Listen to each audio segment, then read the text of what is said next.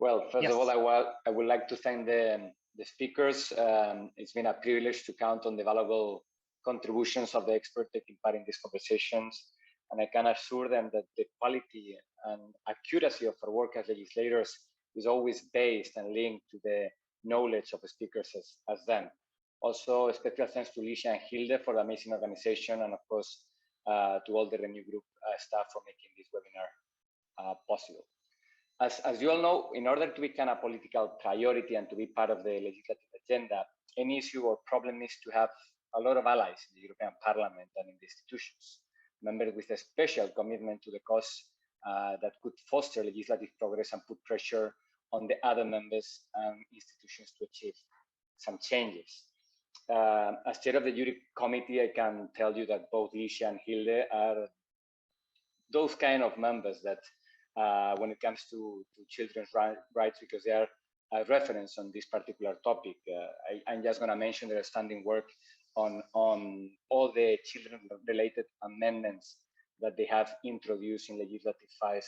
as important as DSA and DMA that a lot of the speakers have already mentioned. I'm going to focus very briefly on the Jury Committee work when it comes to today's topic, and two fundamental issues that we believe are core to legislate towards ensuring a free and safe digital environment for children. First, I'm talking about timely and efficient removal of illegal online content, and about the need of ensuring effective and appropriate judicial proceedings to deal with children-related cases that they originate in the digital environment. The obstacles that we find to design and implement an effective and adequate notice and takedown mechanism are well known, and the Jury Committee was the first committee in the Parliament to particularly address this issue throughout an own initiative report. In that report, what we did is call for a future legislation to establish a general rule: content that has been the subject of a notice shall remain visible while the assessment of its legalities is still pending. And an exception to the rule: content hosting platforms shall act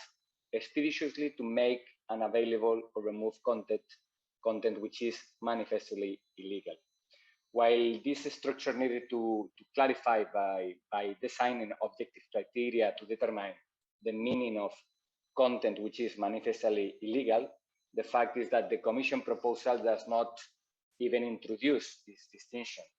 I'm going to be a little bit specific on this part because Article 14 does only establish a general obligation for providers of hosting services to process any notices that they receive and to take their decisions in respect of the information to which the notice relates in a timely, diligent, and objective manner. However, I'm confident that this element that at least I find very important will be thoroughly discussed and modified within the trilogues negotiations, and I invite all you to keep an eye on this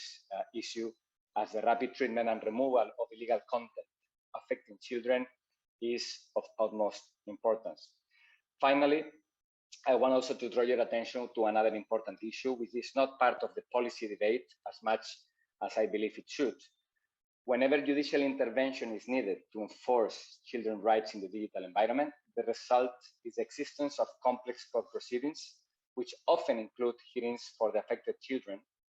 or discussions and decisions that will mainly have an impact on their rights. With the aim of making those proceedings as friendly, understandable, and inclusive as possible for children, which I think is one of our goals, the Jury Committee is currently working in a report, of which I am the rapporteur as well, where we will explore areas of improvement to achieve a child-friendly justice,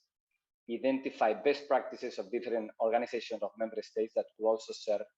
as a model to that improvement.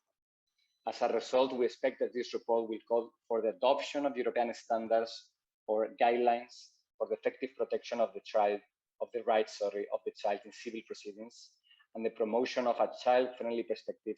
in the administration of justice. I want, of course, to encourage all the colleagues and the speakers that are here today with us to follow the work in progress of this text, and to the extent possible to provide the committee with insights and recommendations based on your experience in order to enrich the initiative with a digital perspective. In this regard, I also want to invite you to think in those cases where children's rights need to be judicially enforced, and to share with us your views on how we can improve the result in judicial proceedings, making them more understandable and friendly for the children, as well as more open to receive the child's views and opinions and to take them into account when issuing a judgment. Thank you very much again for inviting me today, and thank you again to Licia and to